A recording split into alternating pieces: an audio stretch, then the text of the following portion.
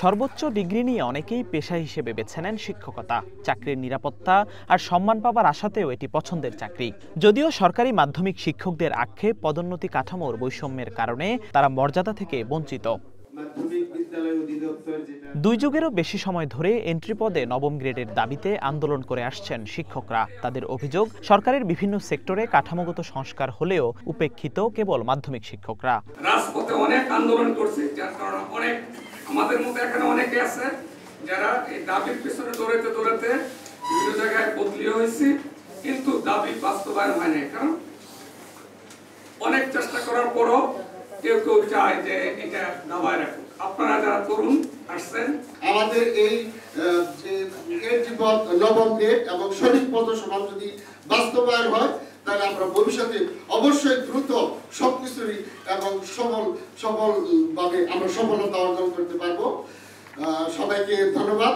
সকালে ঢাকা রিপোর্টার্স ইউনিটিতে এই আলোচনায় নতুন করে দাবি তুললেন নবীন ও প্রবীণ শিক্ষকরা। আমার ছেলে 1 বছর 7 মাস আগেই সে ক্যাডার কর্মকর্তা হয়েছে, তবে আমি গর্বিত। তবে সেই সাথে আমার ছেলের মনেও নিশ্চয়ই দুঃখ, কারণ 3 থেকে শুনে আসছে আমার বাবা প্রথম শ্রেণীর কর্মকর্তা হবে, আমি তার আগে কর্মকর্তা হতে পারিনি। এই ধরনের দুঃখ নিয়ে আমরা কি ধরনের শিক্ষা দেব?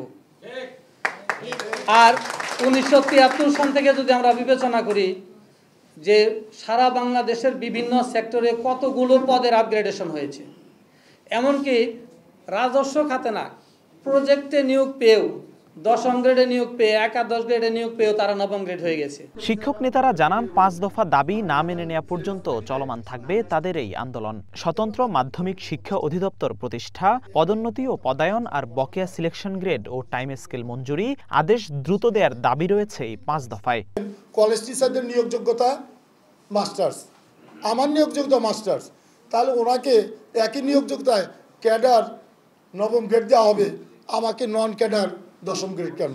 তাহলে এখানে যার যার ব্রাঞ্চের পদ, ক্যাডার কম্পোজিশন রুলে বিধান রাখা হলো যার যার ব্রাঞ্চের পদ তার অর্থাৎ কলেজ ব্রাঞ্চের সকল পদ কলেজ টিচারদের, আর স্কুল অ্যান্ড ইন্সপেকশন ব্রাঞ্চের পদ স্কুল টিচারদের, আর হেড অফিসের পদগুলো হলো উভয় ব্রাঞ্চের, ওটা কলেজ টিচারদের পদ না, কিন্তু ওখানে আমাদের অধিকার আছে, কলেজ টিচারের অধিকার আছে, কিন্তু আমরা সেই অধিকার পাই না পাওয়ার কারণ হলো পদসমানগত ভিন্নতা।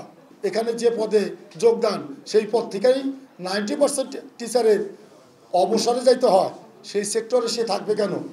বয়স আছে, অন্যদিকে চলে গেছেন, যাদের বয়স শেষ হয়ে গেছে সরকারি চাকরিতে আবেদনে, তারা বিপদে পড়ে আছেন। তাহলে এখানে আমরা বিপদে পড়ে আছি, স্বতঃস্ফূর্তভাবে কিন্তু কেউ না থাকার কারণ পদসমান ত্রুটিপূর্ণ হওয়ার কারণে পদোন্নতির সুযোগ নাই, বিদায় এই চাকরি কারো কাছে চার্মিং না। সভা শেষে স্লাইড শোর মাধ্যমে তুলে ধরা হয় শিক্ষকদের দাবি ও যৌক্তিকতা। শিক্ষক নেতাদের অভিযোগ, দীর্ঘদিনের বৈষম্য ঘোচাতে সুনির্দিষ্ট সিদ্ধান্ত না এলে পেশার প্রতি আগ্রহ কমে যাবে নতুন প্রজন্মের।